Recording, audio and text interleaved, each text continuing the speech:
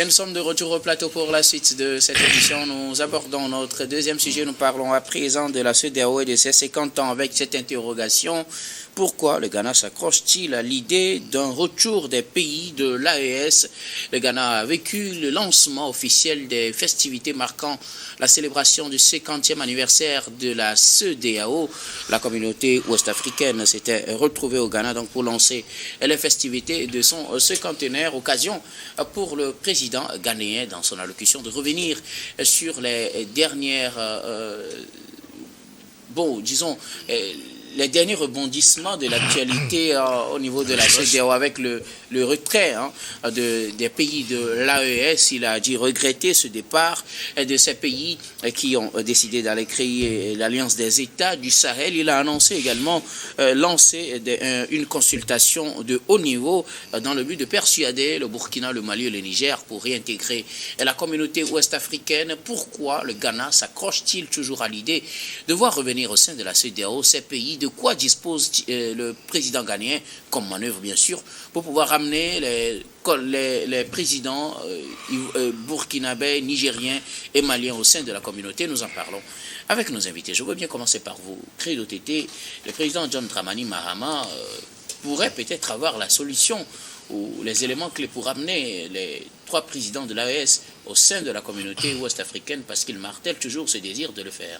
Non, je pense qu'il ne faudrait pas qu'on prenne ou bien qu'on insinue que le président ghanéen aurait la baguette magique pour faire retourner dans l'espace CEDEAO les pays de l'AES. Mais ce n'est que l'expression d'un optimisme de revoir ces pays rejoindre la CEDEAO pour une unicité d'action pour défendre les intérêts qui autrefois étaient communs entre aussi bien pour la CEDEAO que l'AES.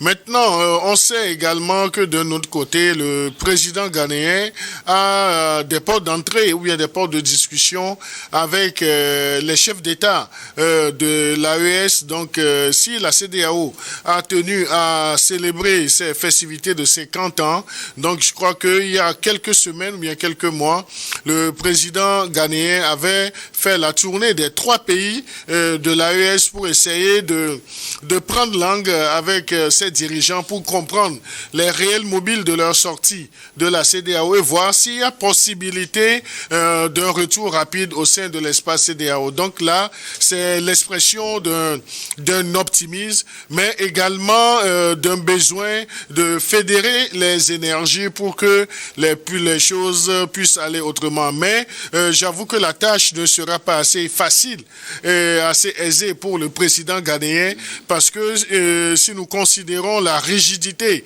des postures des premiers responsables, aussi bien du Burkina Faso, du Niger que du Mali, donc c'est qu'il a du pain sur la planche. Donc, de quelle manœuvre dispose-t-il réellement, puisqu'on sait que la CEDEAO avait mandaté certains présidents pour engager les discussions avec ces pays? Le Togo en faisait partie, le Sénégal en faisait partie. Le président sénégalais avait annoncé que même si les portes restaient fermées, il y avait quand même des fenêtres, mais finalement, on se rend compte que apparemment les fenêtres aussi étaient fermées. Non, mais je me pose la question, est-ce que le président John Mahama n'est pas en train d'employer la force des fenêtres pour essayer de ramener ces présidents à une table de discussion pour comprendre et pour mesurer également tous les reproches que ces pays font à la CEDEAO. Donc voir la CEDEAO fonctionner autrement. Parce qu'à la base, ces pays ne sont pas sortis parce que il fallait sortir de la CEDEAO. Ces pays avaient des reproches même sur le management de la CEDEAO, sur l'influence qu'auraient certaines puissances étrangères sur les décisions à l'interne au sein de la conférence des chefs d'État. Parce que la sortie du président français, lorsqu'il a dit au début de la crise serrée avec le Niger qu'il allait appeler l'ancien président ghanéen qui était dans le rôle du président de la conférence des chefs d'État de la CEDEAO. Je crois que c'est ça même qui a sacrifié la CEDEAO jusqu'à la perte de ces 3 pays qui sont très importants dans son ossature. Mais lorsque le président ghanéen exprime un certain optimisme, nous n'allons pas le décourager. Lui aussi n'a qu'à jouer sa partition et à la fin de la journée, on va faire le décompte pour faire le bilan pour voir s'il a réussi. Maintenant, s'il le dit encore en cette occasion solennelle, sûrement qu'il a étudié ces préalables échanges avec ces trois présidents. Il a trouvé des pistes qu'il pourrait exploiter pour que l'ambiance revienne entre la CEDEAO et ces pays et comme quoi exprimer son besoin ou bien son vœu de revoir ces pays de l'AES au niveau de la CEDEAO. Mais j'avoue que ça ne sera pas du jour au lendemain, ça ne sera pas une tâche assez facile pour le président ghanéen parce qu'il ne faudrait pas qu'on vende aussi de l'illusion aux gens en disant que le retour sera rapide. Non, ça sera tout un processus qui peut être également bouclé par un échec. Merci beaucoup à vous, Credo, justement pour cette nuance apportée. Pasteur Edo, pourquoi le président ghanéen s'accroche-t-il à l'idée d'un retour des pays de l'AES au sein de la CEDEAO? C'est notre interrogation, puisque de plus en plus, il exprime cette volonté de tout faire pour que ces pays reviennent dans la CEDEAO. On sait que c'est regrettable ce départ et la plupart des chefs d'État l'ont reconnu. Mais le président ghanéen disposerait-il d'une certaine manœuvre pour pouvoir les faire revenir? Pourrait-il réussir là où les autres n'ont pas pu trouver de solution? Non, d'emblée, il faut avoir le courage de dire que les dirigeants de l'AES sont très fermes, qu'ils ne vont pas négocier leur souveraineté. La souveraineté ne se négocie pas. Parce que la CEDEAO a été influencée, je ne veux pas dire aurait été, a été influencée pendant 150 ans par d'ingérence extérieure. Ça, c'est ce que vous dites. Notamment la France. Mais la CEDEAO n'a jamais reconnu cela. Hein? Non, mais pourquoi vous faites des choses comme ça? Mais je vous parle des faits concrets, pasteur. La CEDEAO n'a jamais reconnu cela. Vous êtes citoyen de la communauté en 50 ans. Même la libre circulation des personnes et des biens n'est jamais effective. Ça ne veut pas dire qu'on a été influencé par une puissance étrangère. Et donc, ça peut être dû à autre chose. Et donc, la CEDEAO a été influencée par les puissances extérieures. Ce qui sacrifie notre souveraineté. Et comme le disons, vous prenez la CEDEAO aujourd'hui, les pays de la zone franc qui sont toujours sous la servitude de la monnaie. Leur monnaie est toujours gérée par la France. Donc économiquement, ces pays ne tiennent pas par rapport aux autres pays, aux autres pays anglophones de la CEDEAO. Et donc, le président ghanéen, les 50 ans là, les 50 ans d'existence de la CEDEAO se célèbrent dans un contexte de crise majeure, notamment avec le retrait de ces 3 pays. Ces 3 pays qui sont géopolitiquement, c'est-à-dire importants pour la communauté. Et aujourd'hui, le Ghana tient à cela parce qu'il y a question de géopolitique. Parce que quand vous prenez les 3 pays forment une communauté de plus de 2 millions, parce que 3 millions de kilomètres carrés. Ce qui a une forte représentation dans l'espace. Et c'est des pays immensement riches aussi en ressources minières. Ces 3 pays aujourd'hui, le Ghana, d'abord il faut reconnaître que le nord du Ghana est déjà secoué par le terrorisme. Il va falloir que le Ghana soit en bon terme avec ces pays pour pouvoir chasser les terroristes, il faut le dire en ces termes. Et comme vous voyez, le Bénin aussi, de l'autre côté, qui a été attaqué tout dernièrement. Et donc, le Ghana tient à ça parce que le Ghana veut fédérer ses énergies, notamment avec ces pays. Maintenant que nous y sommes, ces pays, vous vous rappelez de ces sanctions qu'il y a eu lors des coups d'État dans ces pays. Les sanctions inhumaines qu'il y a eu, comment on a sevré les populations et comment aujourd'hui on nous avait dit que ces pays ne vont pas tenir 1 an. Mais les gens ont tenu jusqu'à 5 ans aujourd'hui. 1 an, ils ne vont pas tenir. Ils ne vont pas payer, ils ne peuvent pas payer. il ne peut pas payer parce que c'est la France qui paierait les fonctionnaires de ce pays. Et donc, du coup, quand on revient à la situation aujourd'hui, le président ghanéen, le Ghana, c'est un pays influent de l'espace communautaire. C'est un pays influent de l'espace communautaire. Et donc, il veut, le président ghanéen, qui a des entrées très faciles avec ces pays de l'AOS, ce qui n'est pas le cas des autres. Ce qui n'est pas le cas des autres. À part lui, je ne pense pas avoir encore un chef d'État qui pourra avoir peut-être avec Robert Doucet, peut-être avec Robert Doucet du Togo, naturellement le Togo, parce qu'il est le ministre des Affaires étrangères du Togo. Et donc, du coup, le Ghana tient à cela parce que ces pays ont une certaine représentation, une importante représentation pour la CEDEAO. Maintenant, la question est de savoir... Est-ce qu'il a les marges de manœuvre pour le faire? Je crois qu'il a été déjà servi lors de sa première tournée. Le plat a été bien servi. Parce que quand il a commencé, à un certain moment, il a changé même. Il était même allé faire tout, même négocier les marchés naturellement avec ces pays. Et donc, du coup, faire plier ces trois militaires au pouvoir dans les pays de l'AOS, d'abord, c'est une tâche pas difficile, mais c'est déjà impossible. C'est devant de l'illusion.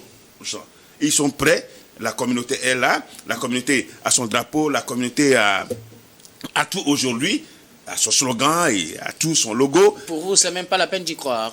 Non, ce n'est pas la peine d'y croire.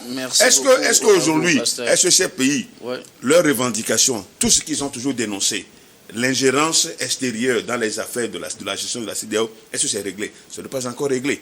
Et donc, du coup, ils ne peuvent pas faire tout ça là. Pour ça, moi, en tant que leur ambassadeur, je dis, en tant qu'ambassadeur, je réponds directement que niet, ça ne va pas passer. Merci beaucoup à vous, pasteur. Je rappelle que c'est sur ce plateau que vous êtes ambassadeur, bien sûr.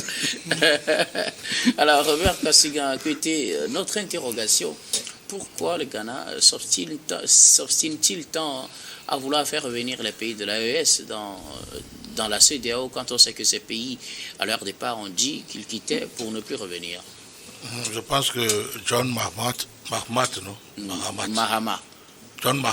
voilà, il lutte d'abord pour avoir une relation apaisée avec les trois pays de l'AES, pour surtout garantir la sécurité à ses frontières avec ces pays-là. Ça fait un. Ensuite, trouver des marchés pour son port, qui a une ouverture sur le Burkina Faso.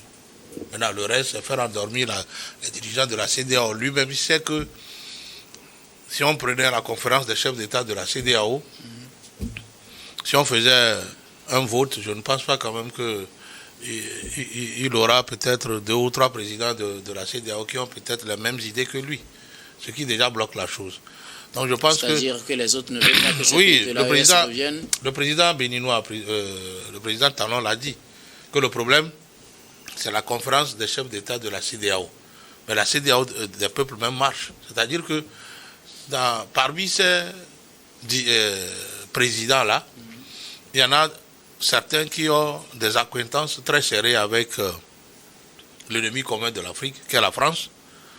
Et donc, eux aussi le font pour pouvoir sécuriser leur pouvoir et rester un peu de temps à la tête de leur pays. Et donc aujourd'hui, il serait difficile que ces messieurs épousent l'idée de John Mahama et vouloir peut-être traiter avec les pays de l'AES. Ils seront peut-être le ver dans le fruit, qui ne permettra pas que l'AES puisse survenir longtemps.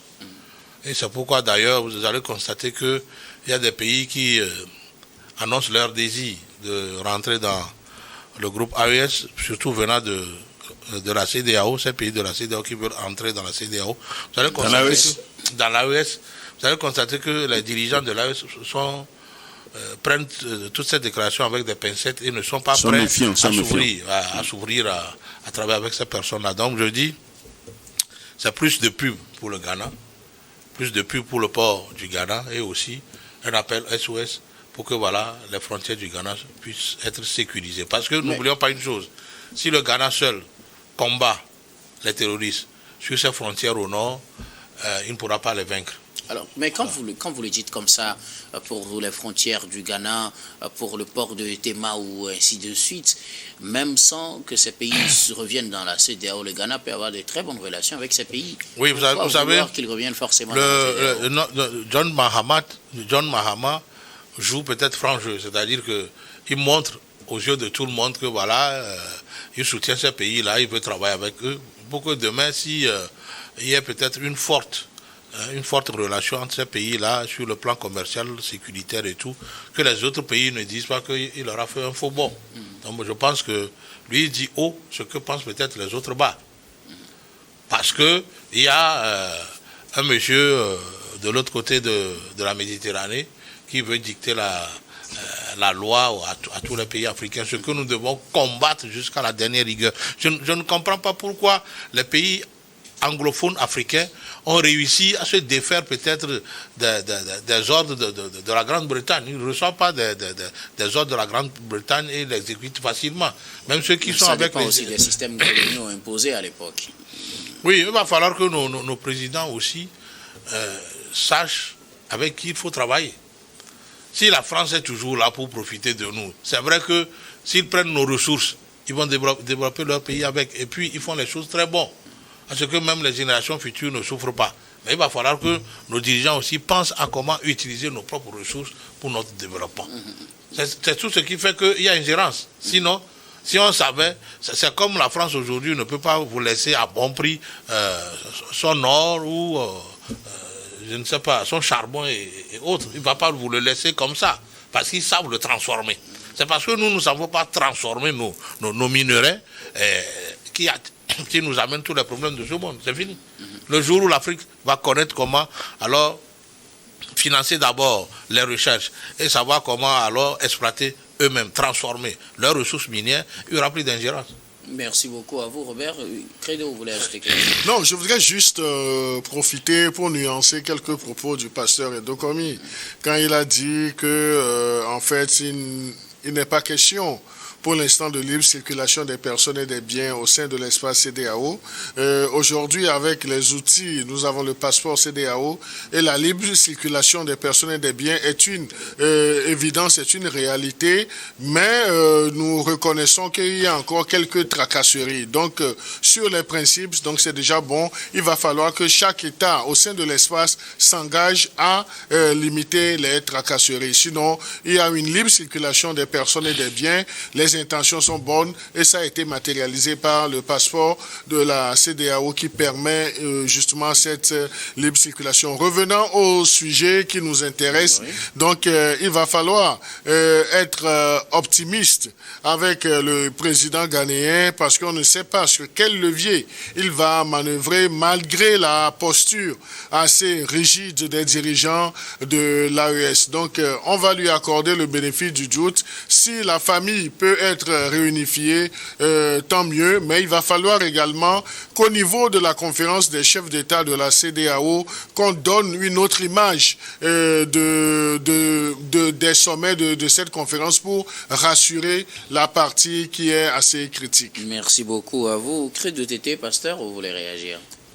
Non, mais comme il s'agit de 50 ans de la CEDEAO, permettez que je fasse un peu un bilan de la communauté. Ah, vous avez juste 2 minutes. Un bilan de la communauté, parce que tout à l'heure, Credo a pris la parole et puis elle est dans le sens contraire de ce que j'ai dit. La libre circulation, c'était le vœu des dirigeants de ceux qui ont créé la CEDEAO, des pères fondateurs de la CEDEAO. Mais 50 ans après, ce n'est pas ça. Avoir le passeport communautaire, ça ne veut pas dire que c'est la libre circulation.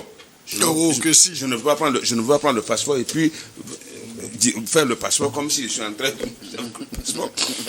Au niveau des frontières, qu'est-ce qui se passe?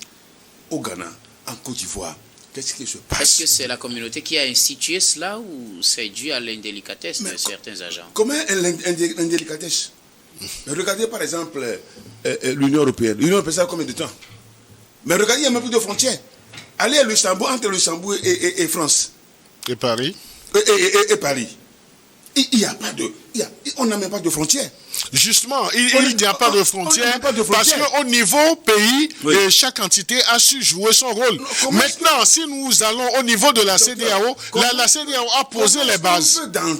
Comment est-ce qu'on peut dans une communauté et permettre encore au pays de poser ces contraintes qui font mal aux concitoyens de la communauté?